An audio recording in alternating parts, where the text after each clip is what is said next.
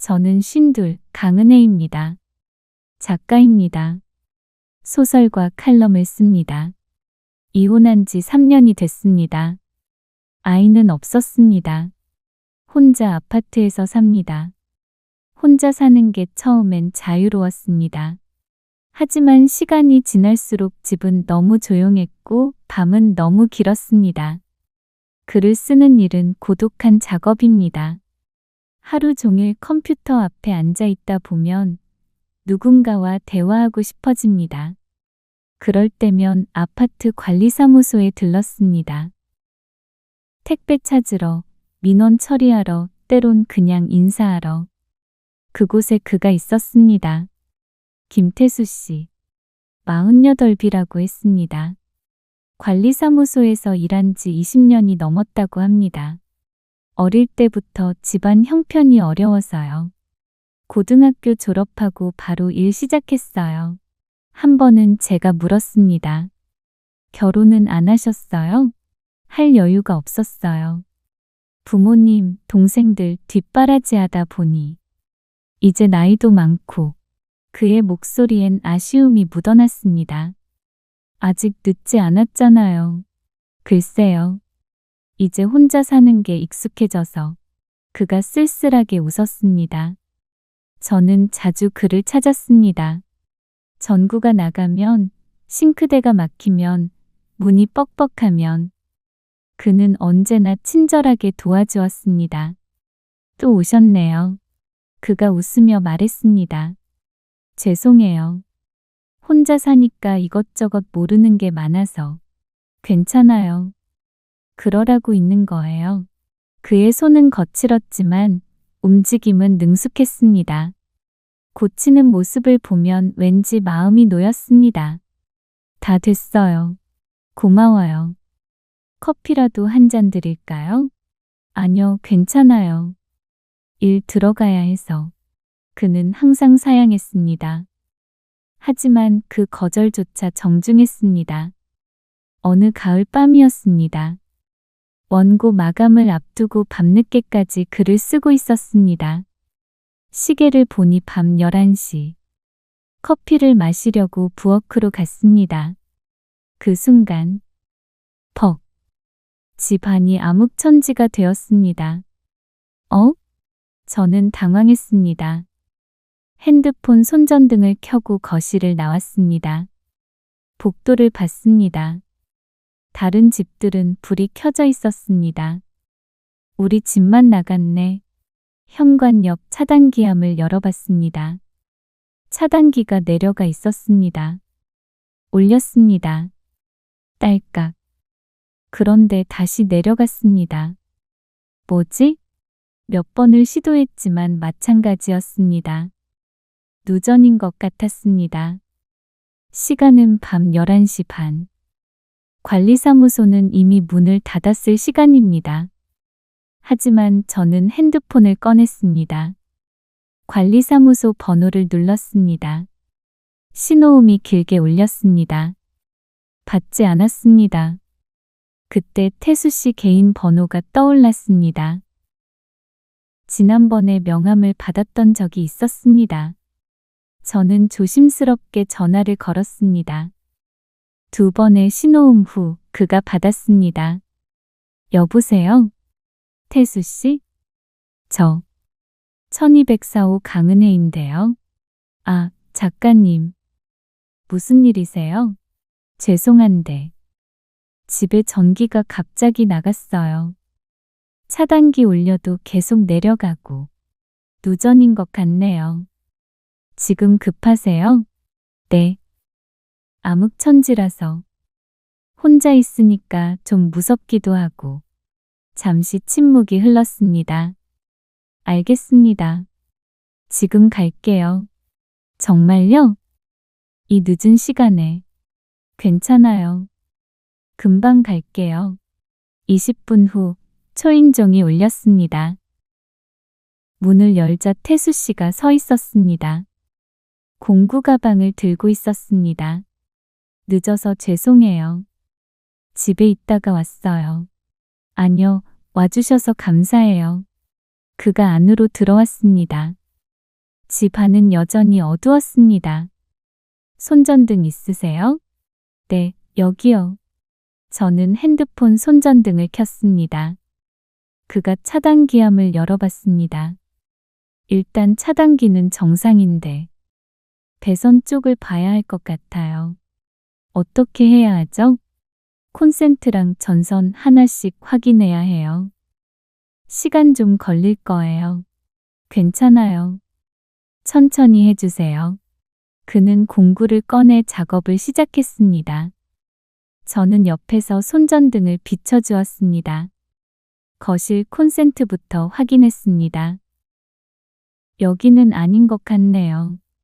다음은 침실. 여기도 정상이에요. 부엌으로 이동했습니다.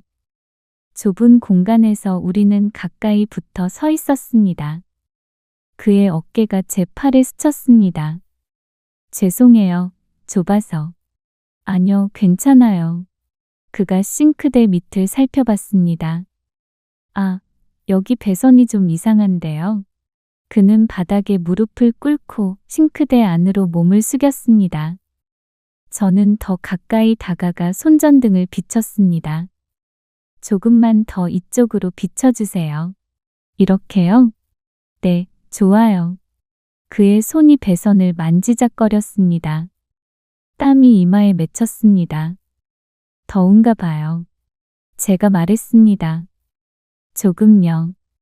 좁아서 그런가 봐요. 잠깐만요. 저는 부엌으로 가서 물티슈를 가져왔습니다. 닦으세요. 고맙습니다. 그가 이마를 닦았습니다. 다시 작업을 계속했습니다. 시간이 흘렀습니다. 30분, 1시간. 잠깐 쉬시죠. 힘드실 것 같아요. 괜찮아요. 거의 다 됐어요. 그의 목소리엔 피곤함이 묻어났습니다. 물이라도 드세요. 저는 냉장고에서 생수를 꺼내 건넸습니다. 어둠 속에서 그가 물을 마셨습니다. 태수 씨. 네? 죄송해요. 이 늦은 시간에 불러내서. 아니요. 당연히 도와드려야죠. 혼자 계셨어요?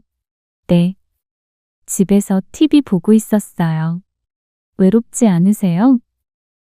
갑자기 그런 질문이 튀어나왔습니다. 그가 잠시 말을 멈췄습니다. 가끔요.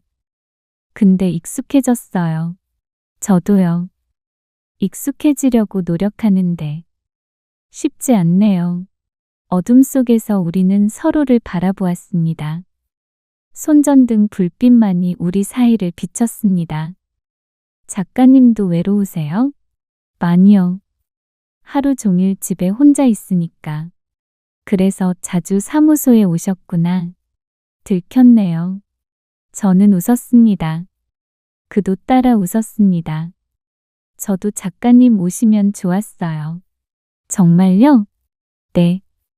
말벗이 되어주셔서. 그 말에 가슴이 따뜻해졌습니다. 태수 씨. 네? 작업 끝나고 맥주 한잔 하실래요?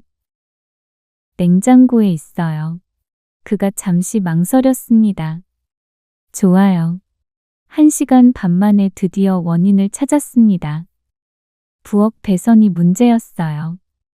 일단 응급처치했는데 내일 전기 기사 불러서 제대로 수리하셔야 해요. 네, 알겠어요. 차단기를 올렸습니다. 딸깍. 집안에 불이 들어왔습니다. 와, 됐다.